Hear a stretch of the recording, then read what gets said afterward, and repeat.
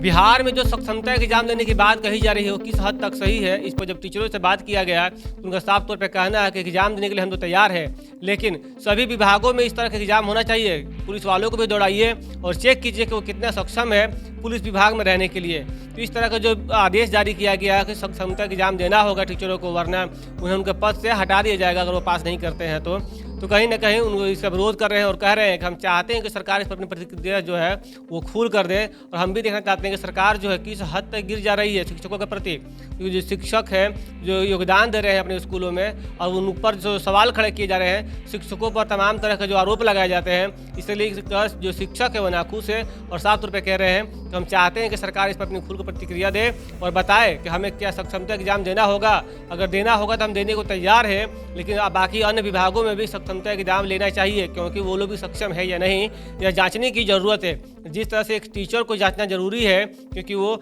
योग्यता दे रहा है अपने स्कूलों में, उसी प्रकार से पुलिस वालों को जांचिए, बाकी जो विभाग है उसमें भी जांचिए तो कितने सक्षम है जो लोग वहाँ पर कार्यरत है, अपने जो नौकरी कर रहे हैं। तो देखना होगा जो शिक्षक है इसका जो विरोध किस प्रकार से करते हैं, क्या कहते हैं, इसके बारे में क्या प्रतिक्रिया सामने आती है। क्योंकि जिस तरह से आदेश जारी हुआ है और कहा जा रहा है कि टीचरों को अपनी क्षमता जो है वो साबित करनी होगी, वरना उन्हें उनके पद से हटा दिया जाएगा। तो टीचरों का कहना है साफ तौर पर हम अपनी हक की लड़ाई लड़ना हम जानते हैं, चाहे वो राज्यकर्मी का दर्जा हो, हम लगातार लड़ते आए हैं और संघर्ष करते आए हैं, तो हम लोग आगे भी संघर्ष करने को तैयार है। तो देखिए किस तरह से बिहार में अब सक्षमता एग्जाम को लेकर के जो चर्चाएं चल रही हैं, माहौल गर्म हुआ है और बिहार सरकार पर सवाल खड़े हो रहे हैं। तो देखना होगा जो शिक्षक है अपनी प्रतिक्रिया किस रूप से देते हैं और सरकार की बातों पे कितना वो ज़्यादा समर्थन करते हैं या फिर इसका विरोध करते हैं।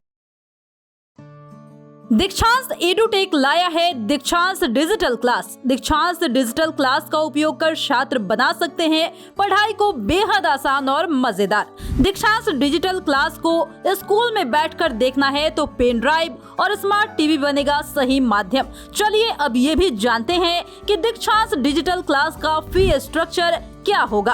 नर्सरी से लेकर यूकेजी के लिए 7,000, नर्सरी से लेकर दूसरी कक्षा के लिए 12,000, नर्सरी से लेकर 5वीं तक के लिए 18,000, नर्सरी से लेकर 8वीं तक के लिए 24,000, नर्सरी से लेकर 10वीं तक के लिए 30,000।